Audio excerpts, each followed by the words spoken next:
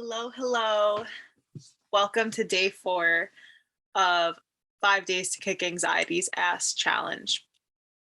Today is day 4, obviously. You have made it most of the way. Yesterday was definitely the hardest day. I think the first day is the biggest step to just wrapping your head around anxiety and allowing yourself to objectively look at it in a way that you've never thought about it before. We can feel really attached to the way that we feel about anxiety, and so, or the way we feel about anything. And so, bringing in that new perspective is really difficult sometimes. So, I want to applaud you. I want to commend you. I'm really, really proud of you for showing up. And now you're on day 4. So, day 4 is about high functioning anxiety. Whether you feel like you resonate with high functioning anxiety or not, I definitely encourage you to stick around because there's always tips and tricks, or maybe just one little thing that I say, or certain things that could resonate with you, or could help you, or could just shift you in some way. So never write off any of these things, even if they don't resonate with you, because just a way that I explain it may feel really insightful for you.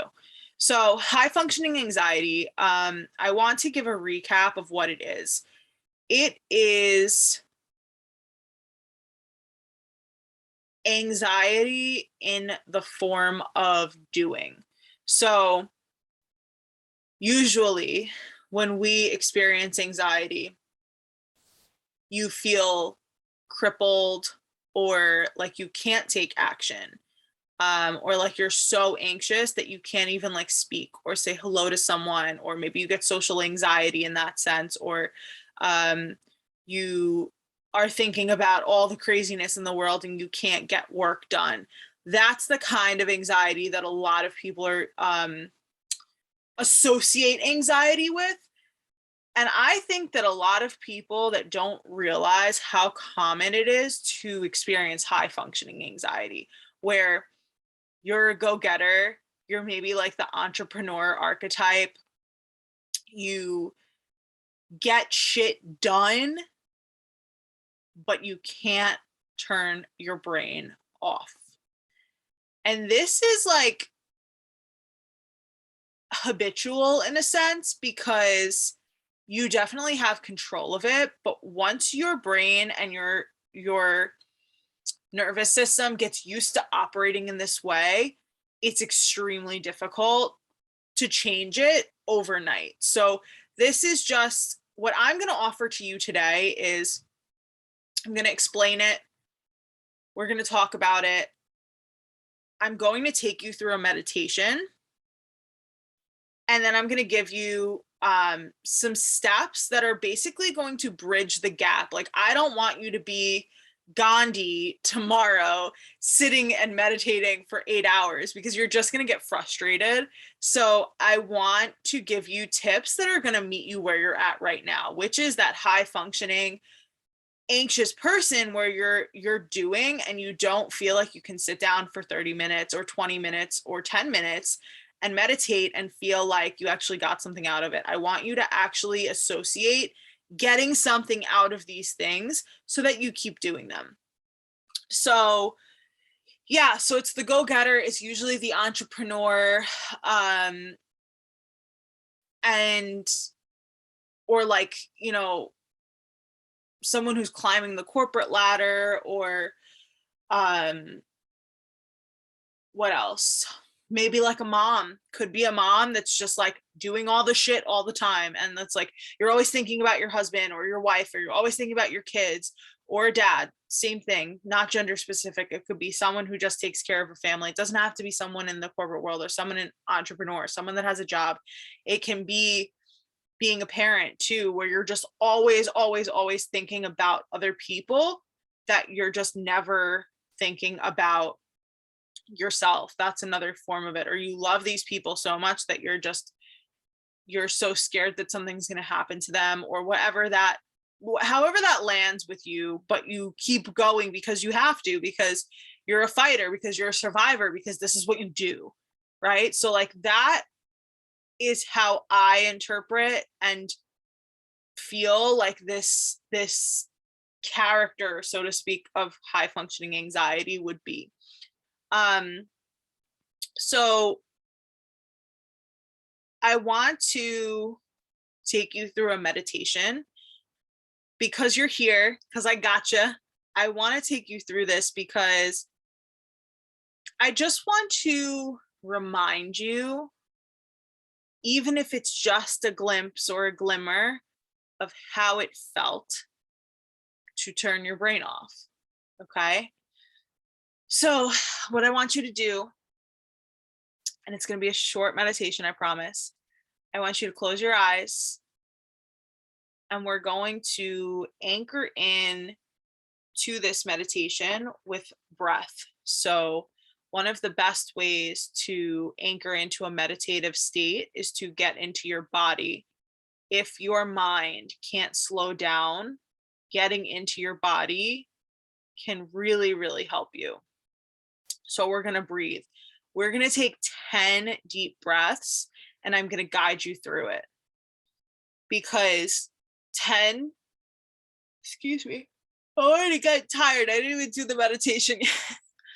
10 deep breaths will get you into that meditative state. So I want you to close your eyes, get into your body.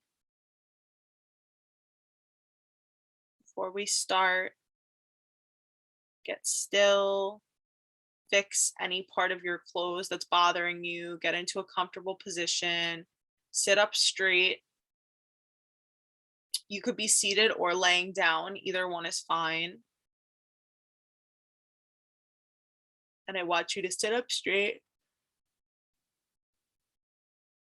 Oh God. We're going to begin. Keep your eyes closed and listen to my cues. Take a deep breath in through the nose. Deep, big belly breath. Be inhaling so that your belly goes all the way out. Hold it at the top. And release it through the mouth for 4, 3, 2, 1. And another deep breath in through the nose. Deep, big belly breath. Don't breathe through your chest. Breathe through your, underneath your diaphragm, the bottom of your belly. Hold it at the top and release it through the mouth for 4, 3, 2, 1. And another one in through the nose. Hold it at the top and let it out for 4, 3, 2, 1. In through the nose.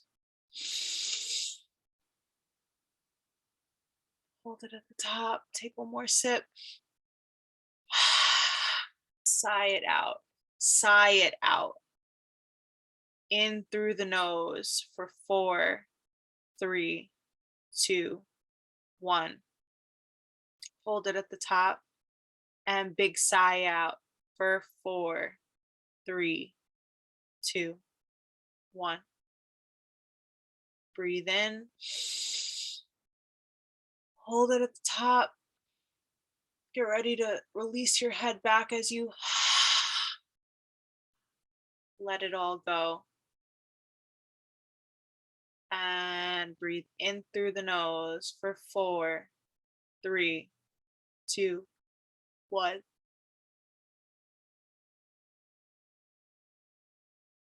Hold it at the top and release. Audible HA ha breath out. Completely like a sponge. Get all of that air out before we take our next breath. In through the nose. Hold it at the top. And release. Last one. In through the nose, breathe in through the nose. Hold it at the top and let it go. Don't open your eyes yet. Just stay in your body. Stay there. Feel the sensations. You might feel a little lightheaded. You might feel euphoric. Might feel nothing. Any way you experience this is okay. And it also does not mean that it will be your next experience. So just enjoy where you're at right now in the present moment. After the deep breathing, we've activated the parasympathetic nervous system, and you are out of fight or flight mode now. Let's just note that we are grateful for this moment, for this week, for this challenge, for being here and being present, showing up today. And now, if you'll come with me to this place, keeping your eyes closed as we go into our meditation. I want you to dig deep in within you, as if you are looking for something that you know it is there, but you're not sure where you left it. Dig deep, dig deep. Start to scan your body and search all the corners of your body, all the way to the end of your fingertips, end of your toes, all the way into that little toe, every crease. Start to scour your body for a memory. The memory is going to be the last time you were fully present and relaxed during a time of relaxation. So, when was the last time you went to the beach without your phone? When was the last time you fully enjoyed your family without thinking about work? When was the last time you ate dinner without finishing a spreadsheet? Or lunch? When was the last time that you had big laughs and fun with a friend and had no traces or signs of work or goals or achievements on your mind? When was the last time you just were? I'm going to give you a moment to just see where that lands.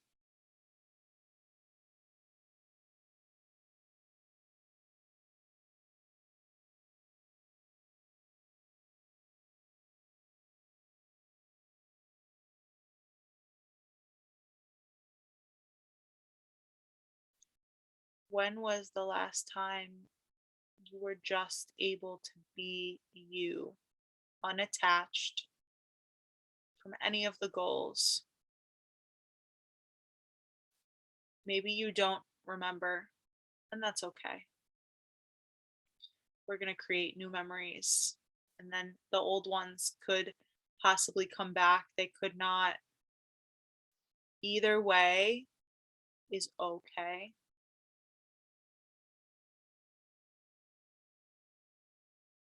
I want you to imagine that all the goals are achieved. Now, I want you to reflect on how you think you would feel when all those goals are achieved. I want you to reflect on the last big goal that you achieved. How long did you celebrate it for? if you celebrated it at all? Or did you move right on to the next one? What have you achieved in the past year? Could be since the beginning of this year or a full 12 months, even if it overlaps years, whatever, wherever your brain goes to is okay. And did you celebrate all of those achievements? Did you celebrate them? What did you do to celebrate them? Did you critique how you got there? Or if it panned out exactly how you envisioned and wanted it to? What was the process of getting there like? Was it stressful and chaotic? Was it structured and scheduled? Was it fun?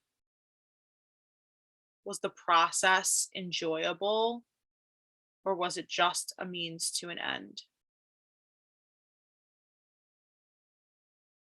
What do you remember about the process? How did that go? And now I want you to focus on this word with me for a second: fulfillment. And I just want you to reflect on what that word means to you. Oftentimes, we associate fulfillment and achievement, and they're two very different things. And achievement does not equal fulfillment. Achievement is crossing a task off, reaching a goal. Fulfillment is feeling good about it, is celebrating it, is feeling good for the long haul, is knowing that you're enjoying the process, not just the trophy. So now that you know the difference, which one do you lean towards and do you confuse the two? If you do, that's okay. You're human. It's how we do things sometimes. But I want to remind you that you can choose whenever you'd like differently. Each day, each goal, each hour, each minute, each second, you have a choice to choose your state of being. And there's two states of being: there's a beautiful state and there's a suffering state. There's no gray area. It's either beautiful or it's suffering. And I want you to think about which one you are in. Which is your dominant state over the days, weeks, years? Which one is your dominant state, beautiful or suffering? And once you have that, I want you to think of which one you'd rather be in and how you can shift. What are you going to do to shift yourself in those moments? Maybe you don't have to do anything. Maybe you're just going to remember this and it'll be a reminder for you when you are in a suffering state or when you feel like you're just achievement oriented and not working on or conscious of the fulfillment. The purpose of this meditation and is really just to bring you back down to earth and remind you that you're a human, not a robot. Remind you that you have had these moments of relaxation, fulfillment, enjoyment, play, fun, to remind you that it's safe to stop, safe to take a breath, it's safe to relax, safe to allow your thoughts to wander. It's all safe and it's all available to you at any time. It just takes a choice. I want to close out with just keeping your eyes closed, just one more moment. Take both hands and put them on your heart center. Just remember this feeling you had today. Express gratitude for it. Just give it a moment of silence for gratitude for being here and showing up, for doing this exercise with me, for opening up and being vulnerable, allowing yourself to feel again, being honest with yourself in those answers that I asked you, thanking yourself, forgiving yourself, loving yourself, and choosing yourself.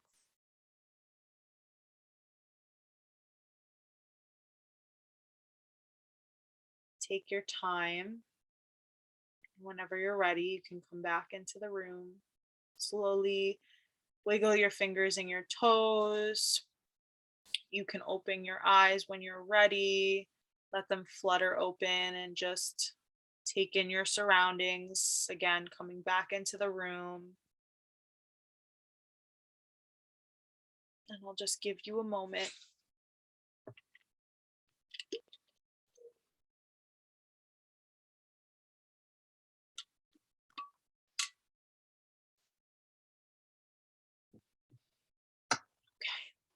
Welcome back.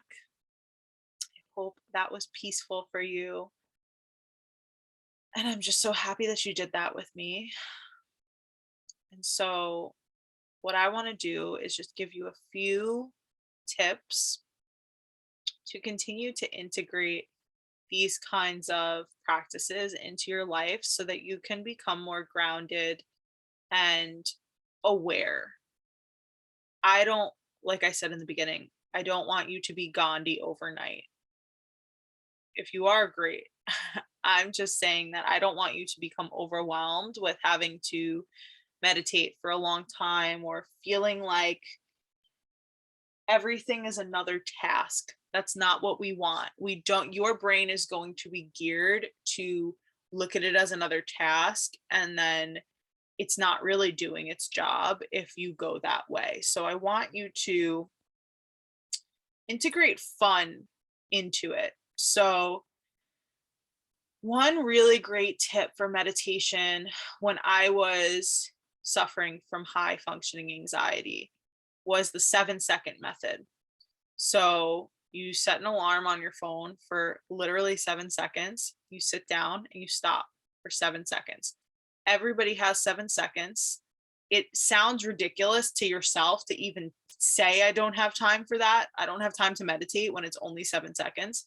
I will tell you that some days I sat down for only 7 seconds and that was okay. Some days I sat down for 30 seconds. That was okay. Some days I found that I had actually 5 minutes to sit down and that was okay. And so these may seem so minimal, but they're going to start to train you and start to make you more conscious of sitting down throughout the day or just first thing in the morning or once a day or whatever it is to just give yourself that grounded few moments of meditation or just stopping the mind and or just stopping moving at first. Maybe it's just I'm just going to sit here for a second. And so as you do that, everybody has their own journey, but as you do that, you will start to like the feeling and give more time, dedicate more time to creating that feeling within you. So that's a great one for, saying you don't have time to meditate and stuff like that. And I'm not going to lie. I mean, 30 minutes of meditation sounded grueling when I was at that point in my life. And I'm sure it sounds like that to you now. And it's not fun. And it's not that everything has to be fun. It's that right now we have to trick your brain into doing these things so that you can actually get started. Otherwise, you're just going to keep saying it. And if you don't have a 30-minute time slot or a 20-minute time slot, then you're just not going to do it. And it's better to get that 7 seconds in than nothing at all. So another thing that I want to offer to you as an option. Oh my God. I don't know what the yawning is with today, but whatever. Another thing I want to offer you is moving meditation. So this could be yoga or walking or running. When I was or like on the elliptical, like just moving meditation, you can listen to meditation music, you can listen to mantras. This is a really powerful thing for people who suffer with high functioning anxiety or who struggle with it. There was a point in my life where I loved meditating. I could sit there for a whole hour and meditate. And then I was trying to force myself to do that at a time in my life when it wasn't working. Just because it worked in the past doesn't mean it's going to work now. And so I had a time in my life where I felt more at peace and with a more clear head when I was running. And that was a moving meditation for me. So I want to remind you that meditation can mean a few different things. I like to see it as clearing the mind to receive. So meditation isn't for asking, that's prayer. Meditation is for receiving. So we can only receive when we're clear. And so if you have a hard time like sitting still right now because you're in this hyper state, that's okay. Let's do a moving meditation. Let's do some vinyasa yoga, which has a like a faster flow. You might like that, or running, or walking, or the elliptical, or the stairmaster, or whatever it is. The yawns today, man. So definitely try that. And those are the two things I have for you. The other thing I want to mention that's going to be crucial for helping you to get out of this state is closing the tabs in your brain before you go to sleep. I know that we all are attached to our phones, right? But we need to become more conscious of what we're consuming and when we're consuming it. So I want you to set some hard boundaries. For right now, it could be just 15 minutes before you go to sleep, get off your phone. The best time frame, I believe, is at least an hour, but we want to create lasting change here. So I want you to ease into it. 15 minutes at night and 15 minutes in the morning when you're first waking up. No phone, no devices, no blue light, no TV, no reading articles, no outside opinions of any kind. Just be with yourself. And I'm going to tell you why. Because before we go to sleep and when we first wake up, our subconscious brain is awake.